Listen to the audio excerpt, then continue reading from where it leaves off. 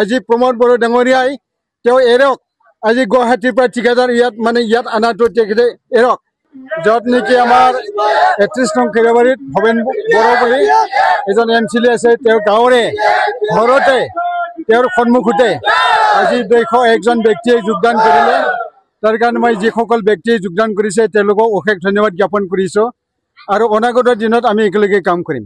সমাজৰ উন্নয়নৰ হকে কাম কৰিম আমি এতিয়া দেখা পাইছোঁ সমাজত কি ক্ষতি আছে আজি ইয়াত সঁচাকৈ ২-৩ দিনৰ আগত ইয়াত এটা চুৰৰ ঘটনা হৈছে আজি কি কয় গুৰৰ চুৰ হৈছে আজি সাৰ গুৰৰ চুৰ হৈছে আজি পথা যিটো ভগৱানৰ নামত এৰি দিয়ে এইবিলাক চুৰি হৈছে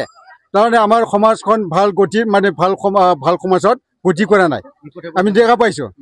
য়েছ কাৰণ চবৰ হাতত পইচা নাই টকা পইচা নাই আজি যিখন চৰকাৰ চলাই আছে তেওঁলোকে চাব লাগিছিল ভালকৈ আগত আমাৰ খৈৰাবাৰী সমষ্টিত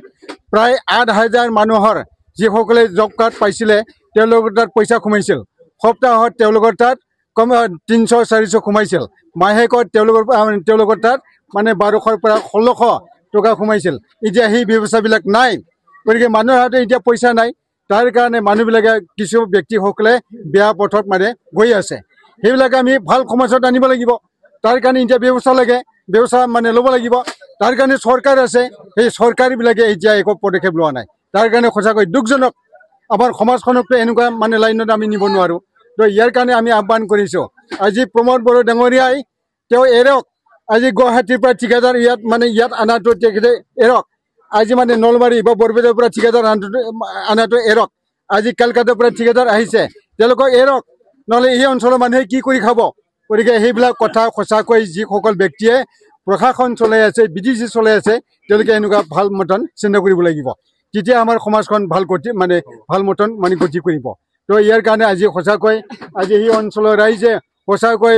বিক্ষোভ এটা হৈছে ক্ষোভ এটা হৈছে ভাল পোৱা নাই য'ত নেকি একদম স্বয়ং এমচিলি আছে এই এমচিলিজনে কাকো সহায় কৰিব পৰা নাই অৰ্থনৈতিকভাৱে কি ধৰণে সহায় কৰিম সেইবিলাক একো ব্যৱস্থা নাই